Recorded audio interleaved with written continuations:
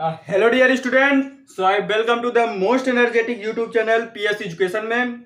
ये है आज अपना लेक्चर नंबर 8। कल के लेक्चर में हमने एड्स को डिस्कशन किया था, जिसमें डायग्नोस्टिक टेस्ट की डिस्कशन किए थे, प्रिवेंशन ऑफ एड्स डिस्कशन किया था एंड ट्रीटमेंट के बारे में भी डिस्कशन किया था। तो अगली disease in our syllabus cancer है, तो उसको आज डिस्कशन करते हैं।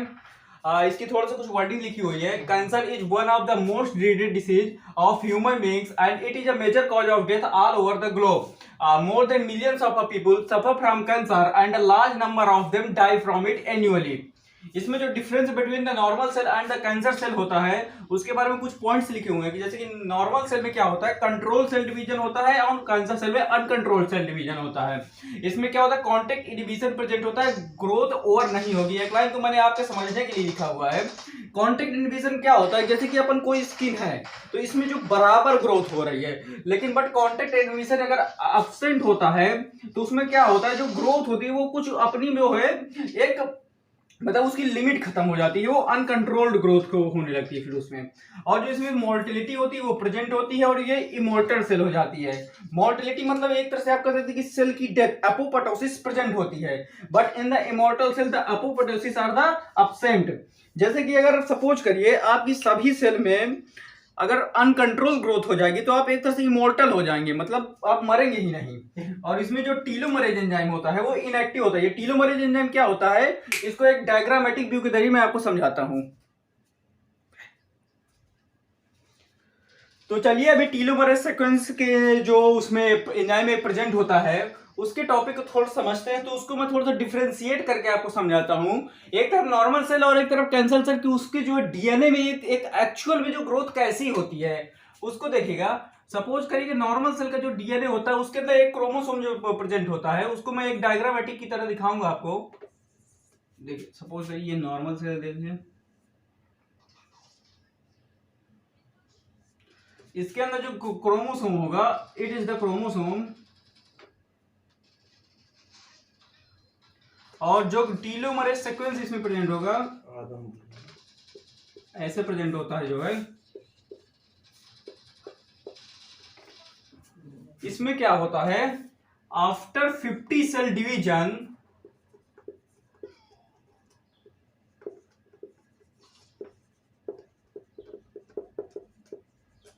Telomerase sequence are inactive. Telomerase sequence क्या कर सकते हैं, टीलोमरेज एंजाइम आर इनएक्टिव।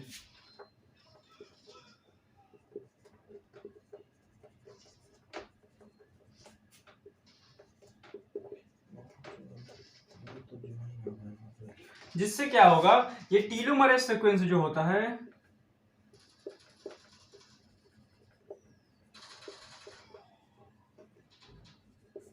तो ये फिर जो है मतलब ग्रोथ आगे नहीं कर पाता, जिससे क्या होती है सेल मतलब इसमें क्या होता है, सेल जो ग्रोथ होती है वो कंट्रोल्ड हो जाती है और ये आगे ग्रोथ नहीं कर पाता है और सेल की डेथ हो जाती है, कॉल्ड एपोप्टोसिस स्टार्ट।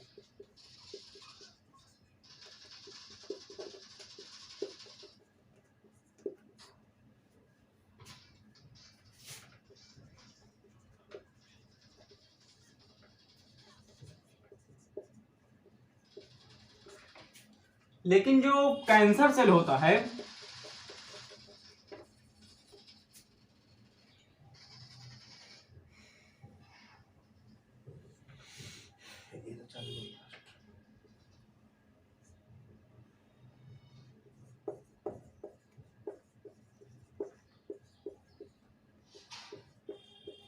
इसमें क्या होता है, जो टीलोमरेज एंजाइम वो ऑलवेज एक्टिव रहता है, तो जिससे टीलोमरेज सीक्वेंस जो है इंड नहीं हो पाते हैं।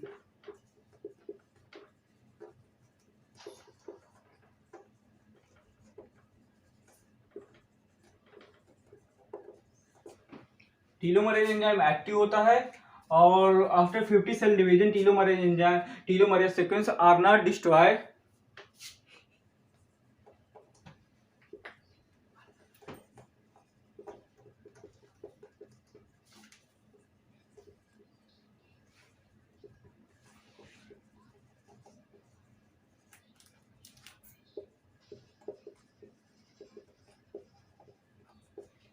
और इसमें एपोप्टोसिस एब्सेंट होती है और सेल की जो ग्रोथ हो जाती है वो एबनॉर्मल हो जाती है।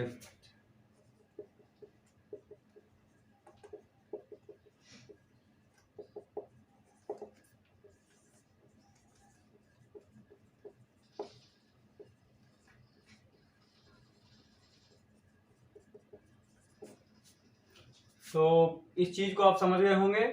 और इसके बाद चलिए एक टॉपिक जो है उसमें क्या होता है कि जो सेल कैंसर सेल होती है उससे कैसे मैलिग्नेंसी आती है किसी भी मतलब नॉर्मल सेल पे, उस चीज का ट्यूमर कैसे बनता है, उस चीज की एक पूरी मैकेनिज्म को समझते हैं। इसके बाद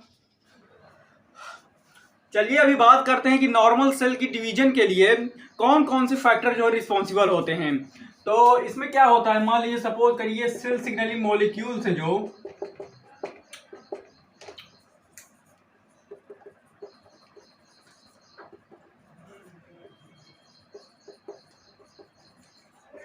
तो जो सेल सिग्नलिंग मॉलिक्यूल्स होते हैं वो जाकर के नॉर्मल सेल के रिसेप्टर से बाइंड करते हैं। सपोज करिए ये कोई नॉर्मल सेल है, उसका रिसेप्टर है, तो यहां से जो मॉलिक्यूल आएगा वो जाकर के नॉर्मल सेल के रिसेप्टर से जो है बाइंड करेगा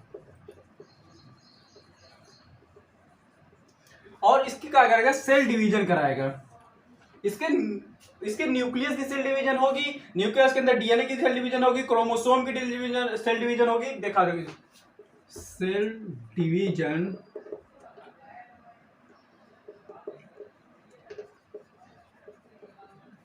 तो सेल डिवीजन के लिए जो रिस्पॉन्सिबल होते हैं फॉर सेल डिवीजन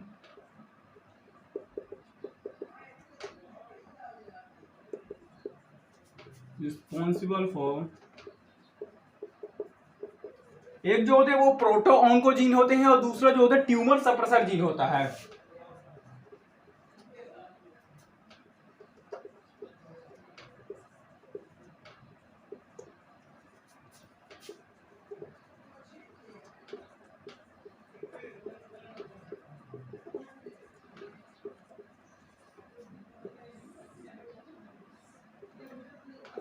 जो प्रोटो ऑन्कोजीन होता है इसमें क्या होगा, 3 टाइप्स के फैक्टर आते हैं।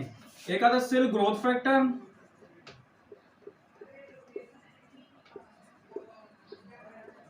सेल मेटाबॉलिज्म कंट्रोलिंग फैक्टर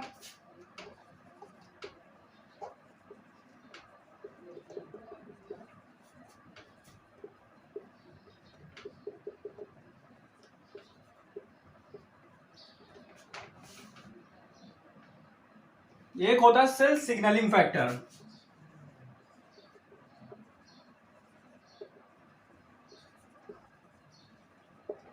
और इसमें क्या होता है, सेल साइकिल चेक पॉइंट्स आते हैं ट्यूमर सप्रेसर जीन में।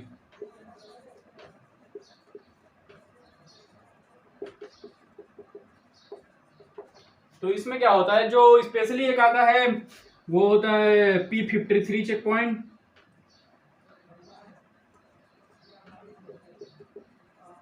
और एक होता है tumour suppress P53 check point हो गया एक रेटिनोप्लास्टोमा।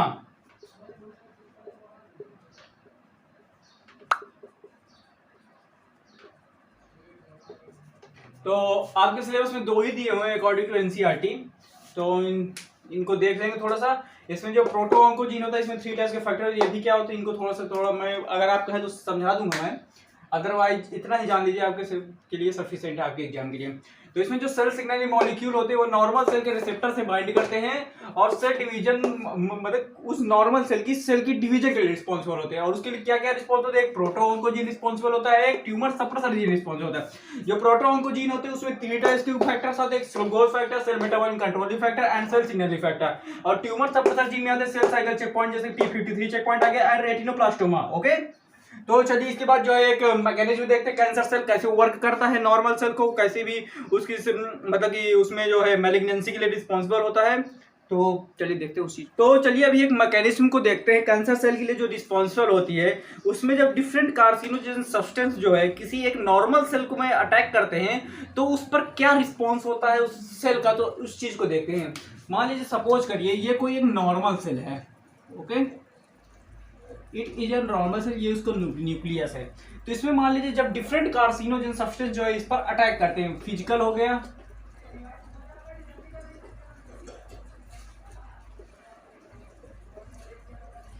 बायोलॉजिकल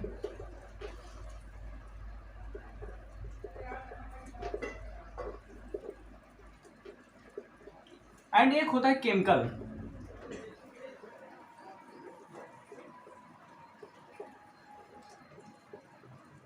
तो अभी ये क्या होते हैं, इन चीज को अभी तक जाने के कैंसर कॉजिंग फैक्टर होते हैं, जो कि अभी हम इसके जस्ट बाद बढ़ेंगे, क्योंकि कैंसर को ये लोग कॉज करते हैं। तो इससे क्या होता है, जब भी किसी सेल में फिजिकल कार्सिनोजेन सब्सटेंस अटैक करते हैं तो उस सेल का क्या होता है, ऑन्कोजेन ट्रांसफॉर्मेशन स्टार्ट हो जाता है।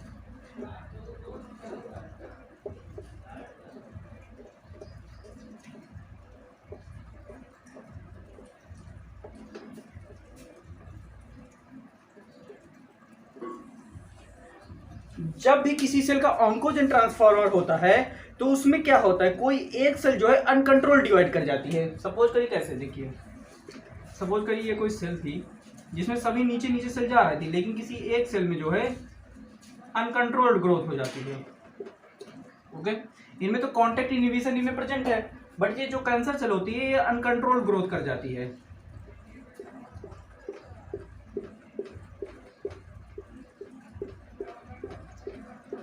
हाँ, ये चीज याद रखिए कि इसमें जो अनकंट्रोल ग्रोथ होती है वो अनकंट्रोल ग्रोथ होती है, लेकिन कैप्सुलेटेड होती है। तो इस कैप्सुलेटेड का जो एक बंच बन जाता है, इस बंच को हम बोलते हैं neoplastic cell.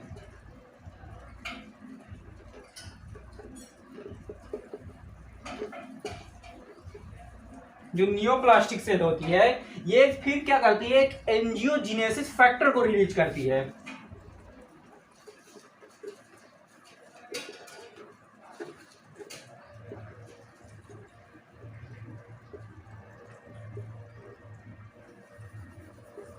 Release angiogenesis factor. ये एंजियोजेनेसिस फैक्टर क्या करता है, ब्लड वेसल को जो है कैंसर सेल के पास जो है इंक्रीज कर देता है। Increase blood vessel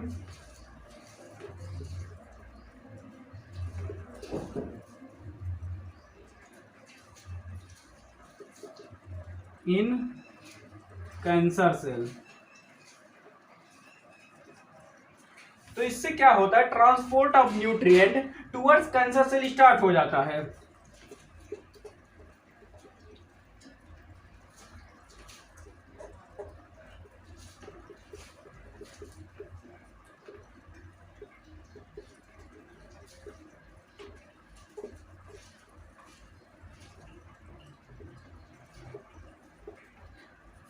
increase blood vessel in cancer cell, start transport of nutrient toward cancer cell.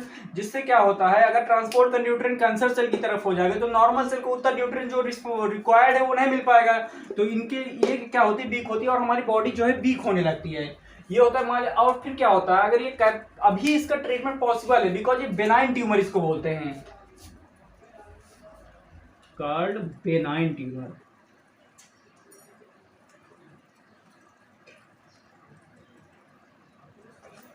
इसके बाद क्या होगा, अगर इसमें ये कैप्सुलेटेड का जो बंच अगर फट गया, सपोज करिए यहां से ये कैप्सुलेटेड बंच फट गया और इनमें से जो ये कैप्सूल निकलने लगी बाहर,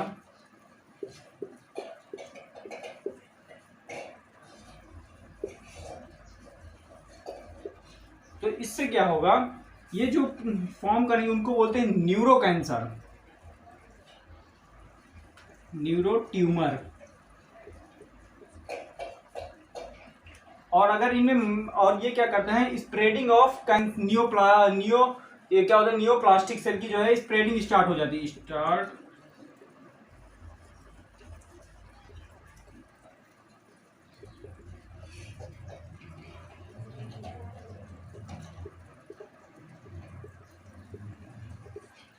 नियोप्लास्टिक सेल की जो है स्प्रेडिंग जो है स्टार्ट हो जाती है पूरी बॉडी में। और अगर इनमें मैलिग्नेंसी आ गई, स्टार्ट हो जाती है।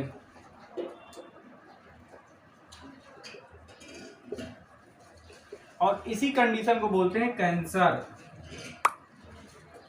कैंसर या मैलिग्नेंट ट्यूमर।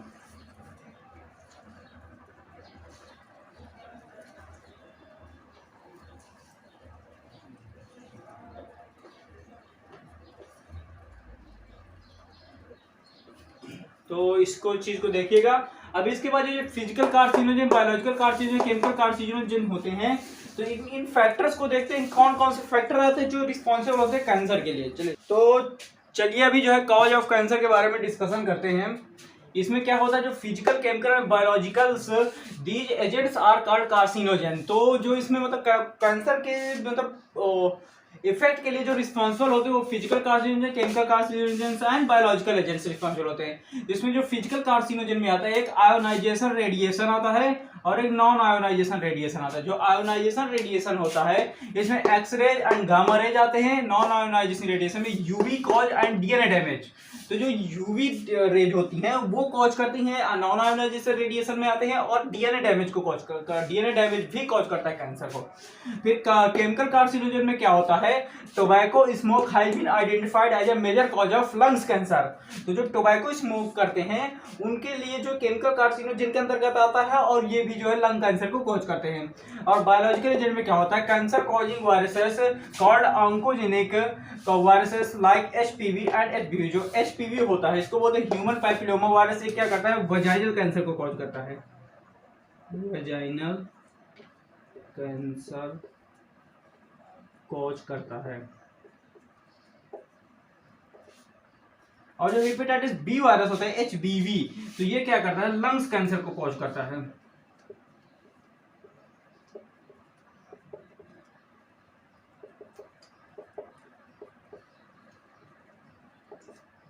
तो चलिए अब जो है कैंसर के डायग्नोस्टिक के बारे में बात करते हैं और ट्रीटमेंट के बारे में बात करते हैं। ये देखिए अभी कैंसर के डायग्नोस्टिक और ट्रीटमेंट के बारे में बात करते हैं। तो इसमें जो पहला टर्म होता है वो बायोप्सी एंड हिस्टोपैथोलॉजिकल स्टडीज होता है।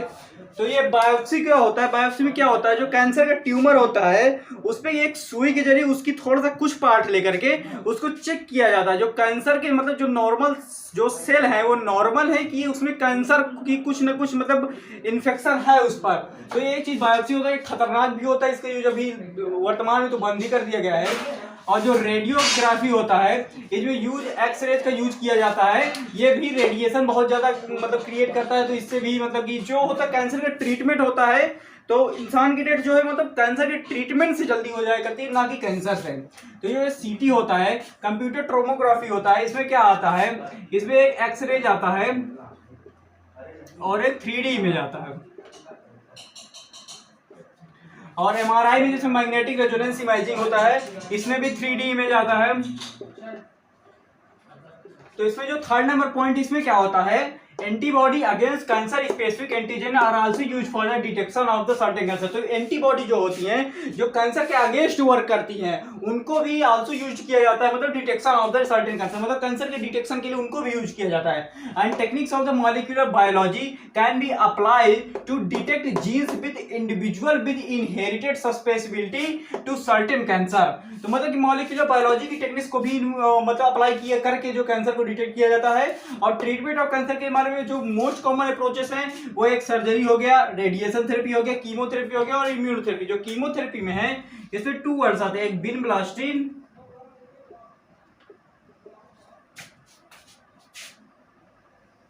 विनक्रिस्टिन।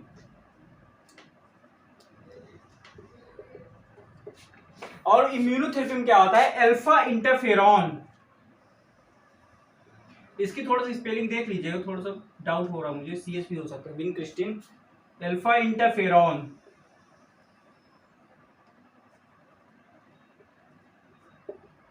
तो ये अल्फा इंटरफेरॉन होता है, ये जो ट्रीटमेंट के लिए लेट ट्रीटमेंट के लिए यूज किया जाता है, जब बहुत लेट हो जाता है तब इसका यूज किया जाता है। जो नॉर्मली होता है वो सर्जरी ही अपना यूज किया जाता है। रेडिएशन थेरेपी को बहुत ही कम यूज किया जाता है। जो कीमोथेरेपी होता है उसमें विनक्रिस्टिन एंड विनक्रिस्टिन को भी यूज किया जाता है। एंड इम्यूनोथेरेपी में अल्फा इंटरफेरॉन को यूज किया जाता है। तो कैंसर यहाँ पर समाप्त हो जाता है। तो चलिए मिलेंगे अगले लेक्चर में। तो एक मोटिवेशन वाली शायरी तो आपको सुना देता हूँ कि अब टूट पड़ना इस तरह जैसे कोई मौका नहीं, रंग तेरा आज सा फिर कभी होगा नहीं, बस धुन तेरे माथे रहे है जीतना बस जीतना, डर लिए मैदान उतरे ढंग योद्धा का नहीं। तो चलिए मिलते हैं अगले लेक्चर में।